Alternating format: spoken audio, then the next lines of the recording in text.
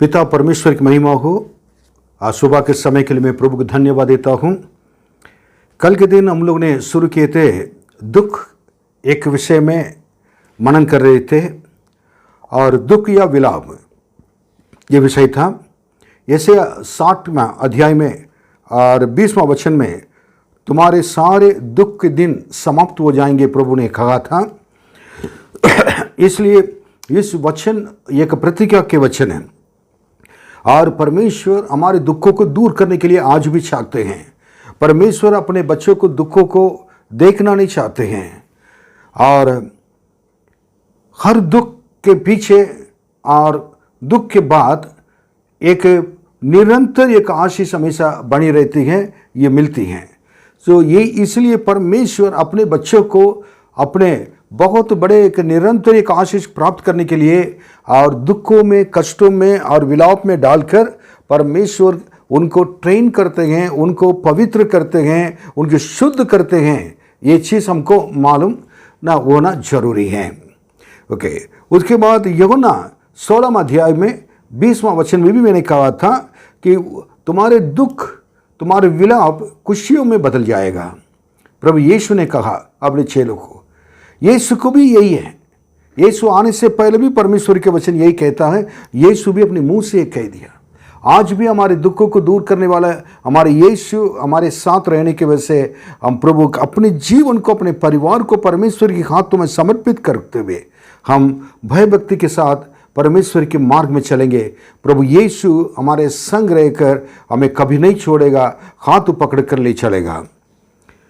फिर मैंने कल के दिन में ये बताया था कि दुख किन किन प्रकार से आ सकता है। कई लोग दुख के बारे में नहीं समझ पाते हैं। इसके बारे में हमारे लिए ये एक दुख या विलाप, उसके बारे में एक अच्छे एक ज्ञान की जरूरत है। कई बार लोगों को जो दुख अगर कष्ट मिलने के बाद और विलाप तो करते हैं, उसके बाद निराश हो जाते हैं, परमेश्वर से दूर चले जाते हैं और बाइबल पढ़ना बंद कर देते हैं, कलीसिया आना बंद कर देते हैं। प्रभु में जो विश्वास रखते हैं वो उसको भी क्या कर रहे हैं, वो भी उनसे दूर चले जाता है। कल मैंने कहा था, पहली बात है इब्रानी की किताब 12वां अध्याय पहला वचन से ये ताड़ना के द्वारा दुख हमारे जीवन में आती हैं और ये चीज़ मैंने बताया। और ताड़ना मतलब कौन? परमेश्वर जिससे प्रेम करता है उसको ताड़ना देता है। हमें क्या परमेश्वर के वचन सिखाया कल। और जब इस संसार के पिता लोग अगर हमें ताड़ना देकर अगर हमें सुधारने के लिए कोशिश कर सकते तो हम उनके लिए डरते भी हैं जब ताड़ना देते हैं। लेकिन इससे बढ़कर जो आत्मा के पिता हैं वो हमारे लिए ताड़ना देंगे तो और इससे भी अधिक सहना और सीखना और संयम बरसना जरूरी है। और उसके बाद परमेश्वर क्या की और आशीष देने शुरू कर देते हैं। हर एक ताड़ना प्रेजेंट समय, जो अभी के समय में, वर्तमान के समय में दुख शोक तो लाता है। ऐसे दिखाई देता है कि बहुत किसी ने अगर हमें ताड़ना दे दिया हम दुखित हो जाते हैं, लेकिन जब बात में देखेंगे तो उसका प्रतिफल हमारे लिए मिलता है। उदाहरण बताए गए थे कि यशायाह के बारे में। यशायाह ने अपने विश्वास को, अपने पायलट अधिकार को छोटे से खाने के लिए उन्होंने क्या कर दिया कि अपने छोटे भाई के हाथों में बेच दिया। हम अपना परमेश्वर के दिया हुआ ना इस प्रेम को, इस उद्धार को और ये ताड़ना को और इसको हम लोग को नहीं सहते हुए अगर छोड़ देंगे तो अच्छा नहीं है। और इसको सहना जरूरी है और सहने से हम पवित्र होंगे। और जितना और ये ताड़ना को, दुखों को सहते हुए प्रभु के साथ चलने के लिए जब निर्णय लेंगे, प्रभु भी हमारे संग चलकर आखिरी में एक बहुत बड़ी आशीषों में हमको लाकर पहुंचाएगा। ये सब उसके बाद अपने पायलट अधिकार खोने के बाद अपने भाई को ढूंढ रहा था कि उसे वापस ले लें, लेकिन भाई नहीं मिला और कोई भी नहीं मिला। अगर मन फिराया, मैंने गलती कर तब भी वो जो चीज़ खो गया तो खो गया है। इसलिए बाइबल भी कहती है एक बार एक इंसान प्रभु यीशु को ग्रहण करने के बाद अगर संसार को प्रीति जानकर अगर संसार के अभिलाषों में, शारीरिक अभिलाषों में और दुनिया की चीज़ों में जाकर अगर वो पापों में गिर गया हो, प्रभु यीशु के प्रेम को चखने के बाद प्रभु से दूर चले जाएगा, तो उसको अगर समय पर वो मन नहीं फिराएगा, तो अगर मन समय पर मन फिराएगा तो उसके लिए वापस आने का एक बहुत बड़ा एक अनुग्रह मिलेगा। लेकिन अगर समय पर मन नहीं फिराएगा तो प्रॉब्लम क्या होगी? उसके बाद प्रभु के पास दोबारा वापस आना अनहोना है, बाइबल में लिखा हुआ। इब्रानी की किताब पढ़कर देखिए, ये सब हमारे लिए आत्मिक जीवन के लिए बहुत लाभदायक किताब है। ओके, वो आज मैं बताना चाहता हूं और एक विशेष बात। यिर्मयाह की किताब 23वां अध्याय 10वां वचन पढ़ेंगे। उन्होंने उसको नंगी किया, उसके पुत्र पुत्रियां छीनकर उसको तलवार से घात किया। इस प्रकार उनके हाथ से दंड पाकर वह स्त्रियों में प्रसिद्ध हो गई। ओके, आप देखिए जहां पर मैं ये किसके बारे में लिखा हुआ मैं बताऊंगा। यिर्मयाह की किताब और 23वां अध्याय 10वां वचन। यिर्मयाह के समय में इज़राइल लोग उत्तर साइड में थे, नॉर्थ साइड, उत्तर साइड, और दक्षिण साइड में दिशा में यहूदा लोग रहते थे। और उत्तर दिशा में रहने वाले इज़राइलियों के लिए और सामरिया इंग्लिश में वही क्या है कि उसका राजधानी था, और दक्षिण दिशा में रहने वाले यहूदा लोग के लिए वो यरूशलेम उसका राजधानी था।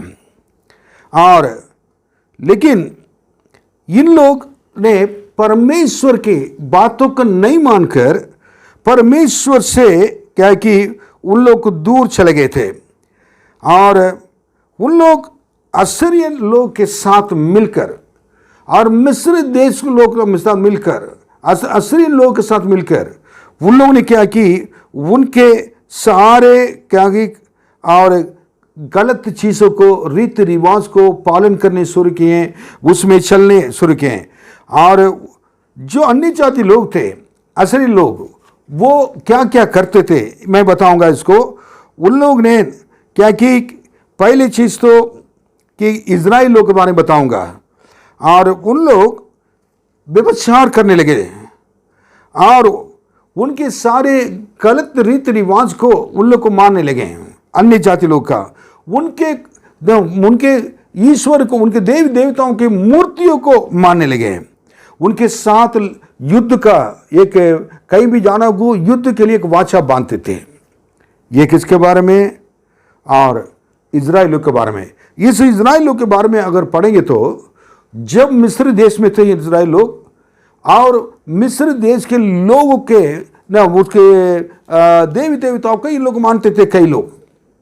परमेश्वर ने मूसा के द्वारा उन लोग को उसमें से छुड़ाकर अलग करके लेके आ रहे, कानान देश के लिए लेके आए थे, ये सबको मालूम है।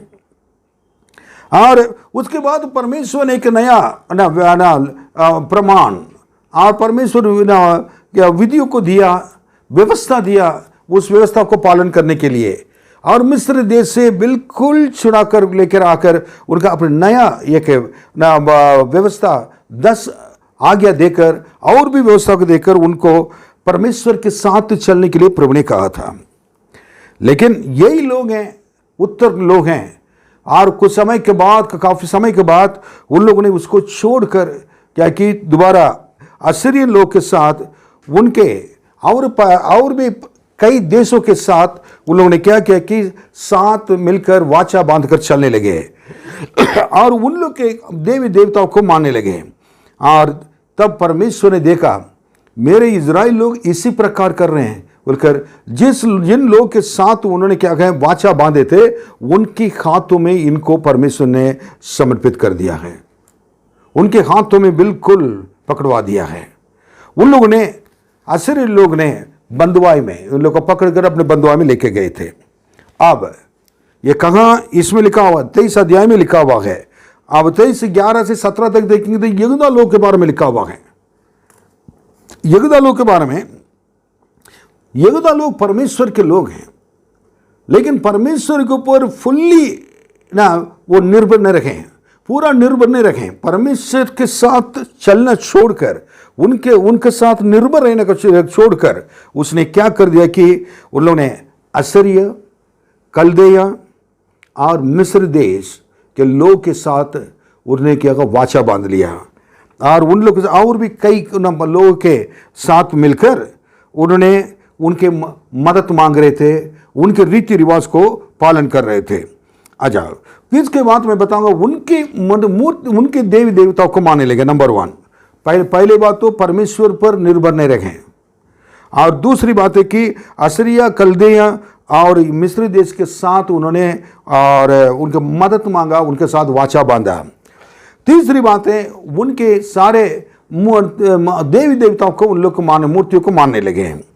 फिर 4 क्या कि उसके साथ उन्होंने व्यभिचार करने लगे, बच्चों को बलि चढ़ाते थे। उन लोग मिस्र देश के लोग, कल्दे देश और असीरिया देश के लोग अपने बच्चों को बलि चढ़ाते थे, और ये इन लोग भी बच्चों को बलि चढ़ाने लगे हैं, और इसके अलावा कई गलत काम, कई दुष्टता के काम करने लगे हैं। इसलिए परमेश्वर ने देखा, और ये परमेश्वर के विरोध सारे काम करने के लिए परमेश्वर के ऊपर, परमेश्वर पर निर्भर नहीं रहने की वजह से, प्रभु पर विश्वास नहीं करने की वजह से परमेश्वर और इन लोगों को क्या है कि, और इन लोग को अन्य जाति लोग और उनके विरोधी लोग के हाथों में दे दिया था। That was the punishment. कैसे दिया उन्होंने, और सारी चीज को परमेश्वर बताते जा रहे थे, लेकिन उन लोग को माने नहीं थे। आखिर में उन्होंने उन लोग के हाथों में क्या कर दिया कि सौंप दिया। अब 10वां वचन देखिए, इसमें एक एक बात को पढ़ेंगे। उन्होंने उसको नंगी किया। उसको सबसे बड़ी बात है कि एक बेशर्म की बात है, एक शर्म की बात है, और ये कि उन्होंने उनको नंगी किया। परमेश्वर के लोग, इज़राइल लोग और यहूदा लोग को परमेश्वर ने क्या कि सबके सामने परमेश्वर के बहुत बहुमूल्य लोग हो, और परमेश्वर के पर विश्वास नहीं करने की वजह से, परमेश्वर को भूलने की वजह से परमेश्वर उनके सामने क्या कर पूरा नंगे किया। उसके पुत्र पुत्रियां छीनकर उसको तलवार से घात किया, और उसके बाद परमेश्वर मौत के लिए भी नहीं पछताया, उन्हें मौत में तलवार से घात किया है। इस प्रकार उनके हाथ से दंड पाकर वह स्त्रियों में प्रसिद्ध हो गई। और उनके हाथ में दंड पाकर आज भी उनके बारे में बताते जा रहे हैं। कितनी बड़ी एक दुख की बात है। इसका मतलब अब उन इज़राइल लोग के बीच में बहुत बड़ी दुख विलाप आ गया है, रोने लगे। लेकिन आज के मसीह लोग हैं, और यही है कि और सामरी और यरूशलेम का जो परमेश्वर ने उन लोगों के लिए जो किया है, जब लिखा है कि परमेश्वर क्या कि उनको नंगे किए थे, और अब उसके बाद क्या कि तलवार से मारे गए थे, और इतने बड़े उनको बंदवाई में रखे गए थे, इतने परमेश्वर ने शत्रुओं के हाथों में उन लोगों को समर्पित कर दिया गया है। लेकिन सामरी को और यरूशलेम को जो कुछ हुआ परमेश्वर ने किया था, उसको जानने के बावजूद भी आज के जो परमेश्वर के लोग हैं, मसीह लोग हैं, और फुल्ली आज तक मन नहीं फिराते हैं। उस चीज़ को पढ़ने के बाद भी बाइबल में इस प्रकार परमेश्वर ने सामरी लोग के लिए, यरूशलेम में लोग के लिए किया था, मतलब इज़राइल लोग के लिए, यहूदा लोग के लिए किया था, सबको मालूम है। मालूम होने के बाद भी परमेश्वर को पूरे मन से क्या नहीं कि नहीं खोजते हैं, पूरे मन से उनके पीछे नहीं चलते हैं, और कुछ भी होगा तो देखा जाएगा, कोई भी पाप हो तो देखा जाएगा। लास्ट मोमेंट में चिल्लाएंगे प्रभु जी क्षमा करो, ये भी नहीं हो पाएगा लास्ट मोमेंट में। इसलिए परमेश्वर ने पहले से एसेकिएल की किताब में लिख कर रखा है, हमारे लिख दिया है। इज़राइल लोग इसी प्रकार करने की वजह से, यरूशलेम के लोग इसी प्रकार करने की वजह से, और हम इस संसार इसी करने की वजह से, और इतनी बड़ी पनिशमेंट आए हैं। इसका मतलब दुख श्राप के द्वारा आता है। श्राप के द्वारा दुख, परमेश्वर के श्राप, परमेश्वर की गुस्सा, परमेश्वर के क्रोध लोगों के ऊपर आ गया। आज भी आप देखिए इस संसार में कितने लोग हैं, परमेश्वर को जाने भी लोग हैं, और अन्य जाति लोग के साथ जाकर मिलकर क्या करते हैं ना, आज भी उन लोग जो करते हैं वही करते हैं। अगर उन लोग अपना त्यौहार मनाएंगे तो ये भी मनाएंगे, उन लोग अपने कोई चीज़ मनाएंगे तो वो भी मनाएंगे, कई जगहों पर देखिए। लेकिन बाइबल उनको मालूम नहीं है। बाइबल के ओर में, परमेश्वर के वचन के ओर में, परमेश्वर के ओर में, प्रार्थना के ओर में और चर्च के ओर में कहेंगे मैं भी क्रिश्चियन हूं, मैं भी एक मसीह कहकर वो चलते रहते हैं। लेकिन जब यीशु आएंगे तो वापस कितने मसीह लोग को इसी प्रकार जो इज़राइल लोग, जो यहूदी लोग हैं और कल्देन्स और असीरियंस और मिस्र देश के लोगों के साथ संबंध रखते थे, इस संसार के लोगों के साथ, जब उनको देखकर परमेश्वर ने गुस्सा होकर उनको क्या कर दिया कि और उन लोग को और मार डाला। उन लोग को क्या कि सबके सामने नंगा किया और उन लोग को बंधुआई में लेके चले गए थे, बंधुआई में डाला गया था। पनिशमेंट श्राप के द्वारा दुख होता है। मेरे प्रियो, मैं ये क्यों कह रहा हूं? आपके जीवन में परमेश्वर क्या चाहते हैं बताइए। किस लिए परमेश्वर ने आपको बचाया है? किस लिए आपको बाइबल दिया गया है? हमारी बाइबल, इस बाइबल को पढ़ना गए, वचन को हम मन फिराना और बपतिस्मा लेना गए, पवित्र रास्ता पर चलना गए, प्रभु के लिए जीना, इसके लिए तो है। बाइबल में नया नियम में पहला शिक्षा मालूम है क्या है? कई लोग को, कुछ लोग को मालूम है, कई लोग को मालूम नहीं है। पहला शिक्षा बाइबल में है। और प्रवृत्ति का काम दूसरा अध्याय में देखिएगा कि इस टेढ़ी जाति से अपने आप को बचा कर रख। दैट इज वाक्य सब प्रचार है। टेढ़ी जाति से अपने आप को बचा कर रख। Save yourself from this untoward generation. हमें इसलिए परमेश्वर ने इस संसार से अलग किया है। हमें देखने वाले इस संसार में रहते हुए भी, पाप की संसार में रहते हुए भी, कई तरह के लोगों के बीच में रहते हुए भी, हम चलने के समय में अलग दिखाई देते हैं, हम बात करने के समय हम अलग दिखाई देते हैं, हम बैठने के समय अलग दिखाई देते हैं, हमारे चलना फिरना अलग दिखाई देते हैं उसमें, चलने फिरने में। I want to tell you that is the holy life.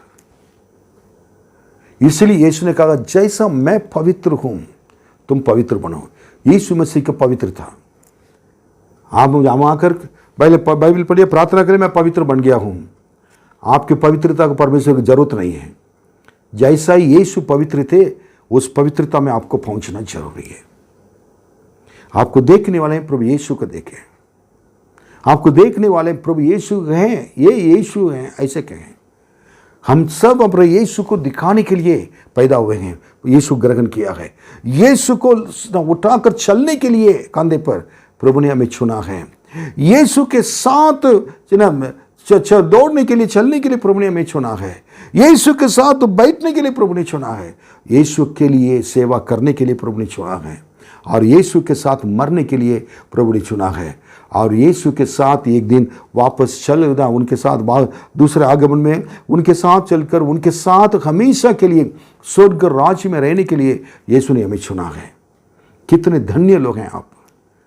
आज मैं पूछना चाहूँगा, मसीह कहने वाले हमारे भाई लोग, बहन लोग, अपने आप को देखें। परमेश्वर पुराने नियम में, इज़ेकियल के समय में, यिर्मयाह के समय, ईसाई के समय में लोग ने जब पाप किया था उन्होंने सबको उसमें करें ना, तुरंत उनको क्या है कि उन्होंने उनको पनिशमेंट और उनको सजा दिए थे। लेकिन नया नियम में अनुग्रह के समय है।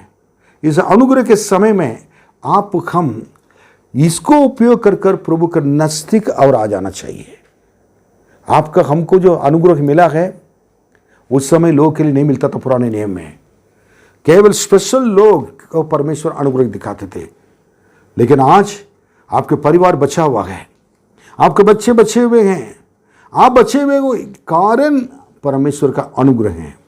इस अनुग्रह के हमें अनुग्रह कहकर हम पापों में कैसे जी सकते हैं? यही पौलुस कह रहे, तुम अनुग्रह कहकर पापों में कैसे तुम जी सकते हो? ऐसा नहीं करना चाहिए। इसलिए श्राप के द्वारा दुख आता है। प्रभु से कहें, मेरे पापों के वजह से मेरे ऊपर जो श्राप है, मेरे परिवार के ऊपर, उसको दूर कीजिए प्रभु। आपको निरंतर आपके आशीष हमारे ऊपर, मेरे ऊपर आ जाएंगे। प्रभु आपको जरूर क्या करेंगे, आपको आशीष देंगे, अपने पास रखेंगे। तो नेक्स्ट देखिए, योएल नबी की किताब 1:9 पढ़ेंगे। योएल नबी की किताब 1:9। यहोवा के भवन में ना तो अन्न बलि और ना अर्घ आता है, उसके टहलवे जो याजक हैं वे विलाप कर रहे हैं। या दोबारा उस वचन को पढ़िए सर। यहोवा के भवन में ना तो अन्न बलि और ना अर्घ आता है, उसके टहलवे जो याजक हैं वे विलाप कर रहे हैं। इस जगह पर योएल नबी के सबसे बड़ी बात ये कि परमेश्वर का एक भविष्यवक्ता था, उनके साथ सबसे बड़ी एक चुनौती था। कोई भी चीज़ बताने से पहले उनका बैकग्राउंड में जाना जरूरी है, तब तो आप समझ पाएंगे। अभी जब मैंने बैकग्राउंड उसका पीछे का इतिहास बताया, और इन्होंने ये योएल की किताब यहूदा लोग के लिए, यहूदा देश के लोग के लिए लिखा हुआ है। वो लोग पर उनके सामने एक सबसे बड़ा क्या है कि एक विनाश रखा हुआ था। वो विनाश उनके सामने आ रहा है, और उसको उन लोग को कुछ समय के बाद क्या है कि उनको वो विनाश उसमें क्या है, उनके ऊपर आएगा, वो नाश हो जाएंगे, अच्छी तरह मालूम है। सो यहूदा लोगों के ऊपर जो आने वाला मौत की सबसे बड़े छाया और योएल नबी को दिखाई दिया। योएल ने क्या कि परमेश्वर ने योएल को बताया, तुम जाकर उस विनाश से बचने के लिए उन लोग को सावधानी से चेतावनी दो कहा। और उन्होंने तुरंत योएल नबी आए, वो भविष्यवक्ता आकर यहूदा लोग को उन्होंने बोलने लगा, सबसे बड़ा एक बहुत बड़ा विनाश आपके ऊपर आ रहा है, नंबर 1। और दूसरी बात है, इसलिए मन फिराओ। तीसरी बात है, जितने लोग हैं, हर प्राणी के ऊपर परमेश्वर अपने आत्मा उंडेलेगा, तो अगर मन फिराओगे तो। पवित्र आत्मा का अभिषेक के बारे में इधर बात कर रहा है। देन उसके बाद परमेश्वर के न्याय के दिन आ रहा है। कठिन सेवा है, कठिन सेवा है। इस सेवक के द्वारा इसको मुसीबत, कष्ट, परेशानियां आ गए, और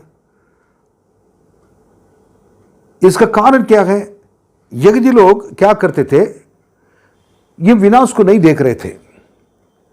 वो लोग सो रहे थे, वो लोग कर रहे थे, अरे हमें कुछ होना नहीं है और कुछ आएगा नहीं है, और हम तो आराम से जियो कहकर ये सारे लोग, यहूदी लोग, आज जो विनाश आ रही हैं और बहुत बड़ी मौत आ रही है, बहुत बड़ी सजा आ रही है, उसको नहीं देखते हुए, नहीं महसूस करते हुए, वो नहीं जानते हुए, ये आराम से खा रहे थे, पी रहे थे, ये पापों में जी रहे थे। परमेश्वर योएल नबी को ये दर्शन दिखाया, तब वो आकर अपने यहूदा लोग को उन्हें चेताकर उन्होंने क्या कि ये इस चीज़ को उन्होंने दर्शन को दिखाया। तब लोग को पता चल गया है एक पास्टर का, सेवक का काम कितना कठिन आपको मालूम है। सबसे बड़ा दुख के पुरुष तो वही होता है, क्योंकि एक चरवाहा होता है, और चरवाहा के पीछे अगर भेड़ होते हैं, तो भेड़ तो सुबह जाकर खाते हैं, उसके बाद अंदर आकर फिर शाम को वापस आकर अपने भेड़शाला में क्या सो जाते हैं। लेकिन चरवाहा के सुबह भी ले जाना पड़ेगा, रात में आकर क्या बैठे रहना पड़ेगा, आंखें खोलकर देखते रहना पड़ेगा, वो 1 मिनट भी सो नहीं पाएगा। अच्छा चरवाहा अपने भेड़ के लिए प्राण देने के लिए तैयार रहता है, जागता रहता है, अपने हेल्थ को नहीं देखता है, अपने स्वास्थ्य को नहीं देख सकता है, खाने पीने को नहीं देख सकता है। मेरे भेड़ के लिए कुछ नहीं होना चाहिए। मेरे प्रियो, रात दिन अच्छा चरवाहा क्या कहते रोता रहता है, ये सेवक, सच्चे सेवक क्या करेगा? अपने लोगों के लिए रात दिन हाथ में उनका रखकर नाम को लेकर रोता रहेगा, प्रार्थना करता रहेगा। तब उसके बाद लोगों को बताता भी है, इतना खाया ना पिया ना कोई चीज है, दुख, बहुत दुख की पुरुष, क्योंकि मेरे लोग नाश हो जाएंगे, बहुत बड़ी विनाश आ रही है, उनसे उसको बचाना है। खाना पीना छोड़कर कह रहा, क्या कह रहा कि मालूम है? वो कह रहा कि पवित्र उपवास को क्या करो ना, नियुक्त करो, पवित्र उपवास के दिन को नियुक्त करो।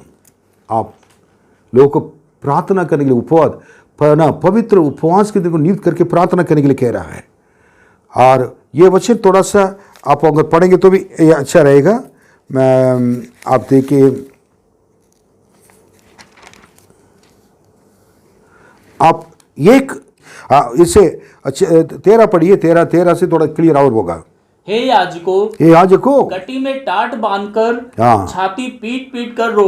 वो याजकों कह रहे कि याजकों का सबसे बड़ी दुख जहां पर परमेश्वर के सेवक लोग के लिए सेवकाई के निमित्त आने वाले ये जो बहुत बड़े एक दुख क्या है, कह रहा है कि तुम डांट बांध कर क्या करो, छाती पीट पीट छाती कर रो। पीट पीट कर रो। हे वेदी के टहलुओ, हाँ। हाय हाय करो। हे मेरे परमेश्वर के टहलुओ, हाँ। आओ टाट ओढ़े हुए रात बिताओ, क्योंकि तुम्हारे परमेश्वर के भवन में हाँ। अन्न बलि और अर्घ अब नहीं आते। लोगों के पाप की वजह से उन्होंने परमेश्वर की भवन को देखभाल करना भी बंद कर दिया। परमेश्वर के सब परमेश्वर के मंदिर में, परमेश्वर की कलीसिया में और भोजन वस्तु होना चाहिए था, अन्न बलि होना चाहिए था, कुछ भी नहीं है। लोग जब पाप में बढ़ जाएंगे तो परमेश्वर के कलीसिया के बारे में कैसे चिंता करेंगे? परमेश्वर के सेवकाई के बारे में कैसे चिंता करेंगे? क्या परमेश्वर के कलीसिया में भोजन है नहीं है? और क्या भोजन वस्तु है नहीं है? और क्या परमेश्वर के कलीसिया ना हमारे मदद के द्वारा, हम लोग के द्वारा उठाया जा रहा है, और वो चीज हम नहीं करेंगे तो कौन करेगा? ये भी नहीं है सोचने का। सब अपने अपने अपने सारे चीजों का, अपने जरूरतों को देख रहे थे। कोई भी कलीसिया के बारे में चिंता नहीं करता था। इतने याजक लोग जहां पर सेवा करते थे, उनके लिए भी कुछ भी नहीं मिलता था। लेकिन सारी चीजें क्या कि परमेश्वर के लोग अगर पाप करेंगे तो पाप में गिरेंगे, तो परमेश्वर की कलीसिया क्या है, बिल्कुल क्या है कि वो छोड़ दिया जाएगा। परमेश्वर की कलीसिया में कोई आदर नहीं रहेगा, अनादर। हर एक विश्वासी को इसमें से सीखने की चीज है, अपने कलीसिया को देखभाल करने का ना, उनका कर्तव्य है, उनकी एक जिम्मेदारी है। कोई भी विश्वासी कलीसिया में रह के नहीं कह सकते कि मेरी जिम्मेदारी है ही नहीं है, और नहीं तो आपका परमेश्वर का है। परमेश्वर का आपका संबंध कैसा रहेगा? परमेश्वर जो कुछ आपके साथ से बातें करेगा ये आपके ऊपर है। देन उसके बाद वो कह रहा कलीसिया के लिए क्या कह रहा है? याजक लोग के द्वारा क्या करना गए? 14 उपवास का दिन ठहराओ, उस उपवास के दिन ठहराओ, महासभा का प्रचार करो, महासभा को प्रचार करो, सारे लोग आ जाए, उपवास के दिन को ठहराओ।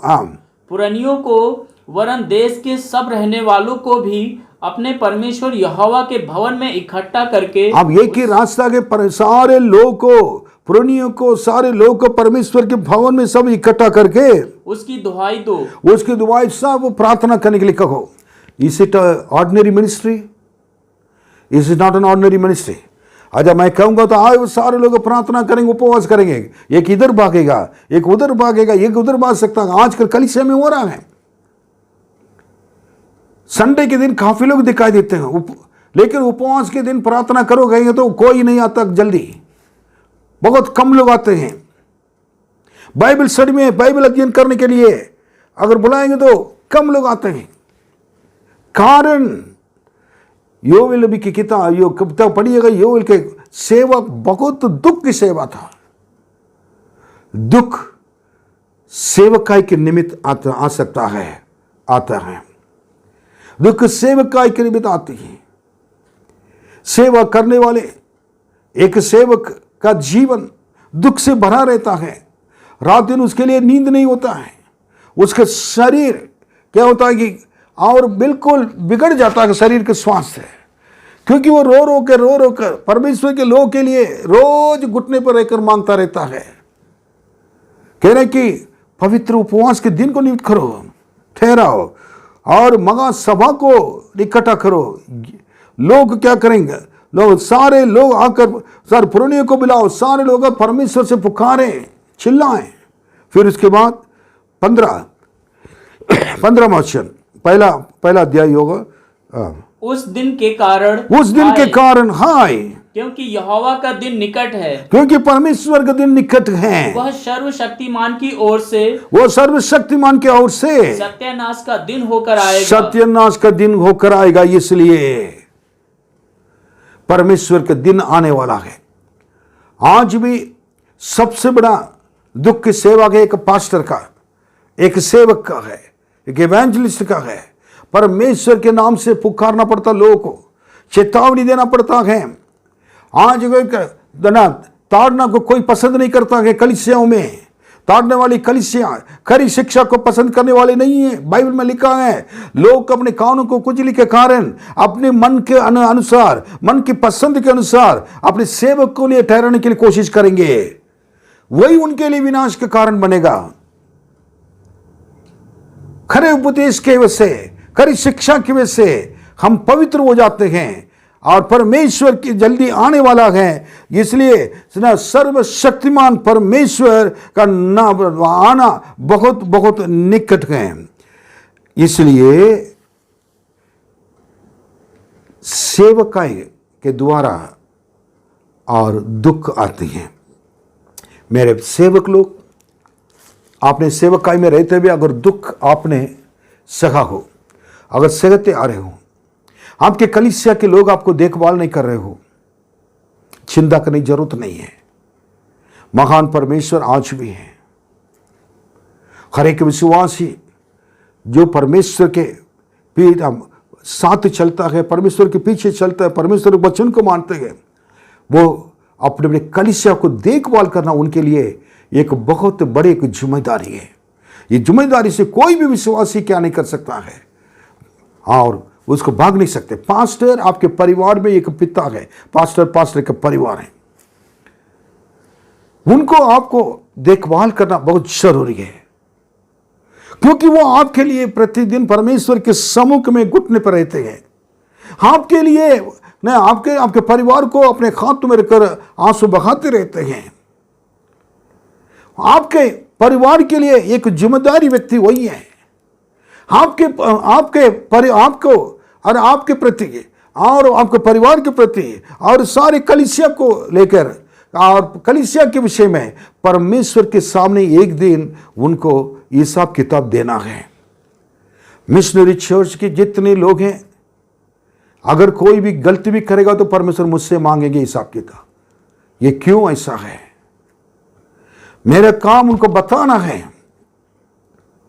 मेरे प्रियो, कितने यो नबी को खाना पीना छोड़कर उपवास करो, खाना बंद कर दो, बहुत बड़ी एक विनाश आ रहा है। अब एक बहुत बड़ी विनाश इस संसार में आने वाली है। आप हम तैयार हो जाएं। उस नाश युद्ध के द्वारा भी आ सकता है और किसी भी वायरस के द्वारा भी आ सकता है। परमेश्वर ने अब तो वचन के द्वारा सिखाया इस लॉकडाउन में। अब जल्दी कलीसिया खुलने वाली है, सबको आपको सूचना दिया जाएगी, स्पेशल सूचना आपके लिए भेज दिया जाएगा। लेकिन आप तैयार रहें, नियमों को पालन करते हुए इंतजार करें परमेश्वर के आगमन के लिए। प्रभु यीशु जल्दी आने वाले हैं और एक परमेश्वर ने एक अनुग्रह हमारे लिए दिखाया गया लॉकडाउन के द्वारा, उसको सही तरह हम लोग प्रयोग करें। अब लापरवाही से रहने के समय नहीं है, प्रभु के नजदीक रहने के समय है। अगर मैं आपके घर पे आता हूं, पहली बात पास्टर से कितने आशीषों को वचन के द्वारा ले सकते हैं, पूरी कोशिश करना है। मैं भी कोशिश करूंगा। प्रभु आपको आशीष दे। आइए हम प्रार्थना करेंगे। महान प्रभु, इस वचन के द्वारा आप हमें शिक्षा देते हैं। आपके आशीष का खात, आपका अनुग्रह खात रखें। हमारे बच्चे कलीसिया आशीषित तो हो जाएं, आने वाले विनाश से बचकर रहें। हर परिवार आप सही सलामत से आपके आशीष को पाकर, निरंतर आशीष पाकर, इस संसार में रहते हुए यीशु मेरा आशीष देने वाला कहकर गवाही देने के लिए अनुग्रह कीजिए। साथ साथ प्रभु जी, श्राप से दुख जो आते हैं वो बहुत खतरनाक है, खतरा है। उसको प्रभु जी से सावधान रहने के लिए अनुग्रह कीजिए। और सेवक लोग के लिए प्रभु जी, उनके सेवकाई के द्वारा दुख आता है। कलीसिया और सेवक लोग को कितना और पालन पोषण करना है, और कलीसिया को परमेश्वर के दिया हुआ, परमेश्वर के द्वारा मिला हुआ कलीसिया को कैसे देखभाल करना है। याजक लोग, सारे लोग टाट बांधकर और सारे लोग परमेश्वर के सामने रोने पीटने शुरू किया है। परमेश्वर के लोग इसी प्रकार अगर रहेंगे और क्या होगा। और योवेल नबी भी प्रभु जी दुख परेशानी के साथ, और उन्होंने आंसू के साथ अपने लोगों को इकट्ठा करो। अब समय बहुत बड़े सीरियस बात आ गए, विनाश के समय आ रहा है। परमेश्वर के सेवक लोग का जिम्मेदारी अपने लोगों को बचाना है। मुझे अपने लोगों को बचाने के लिए जहां पर सेवक बनाकर रखा, चरवाहा बनाकर, धन्यवाद धन्यवाद प्रभु जय। वैसे ही सारे सेवक लोग को आशीष दे, अनुग्रह कर।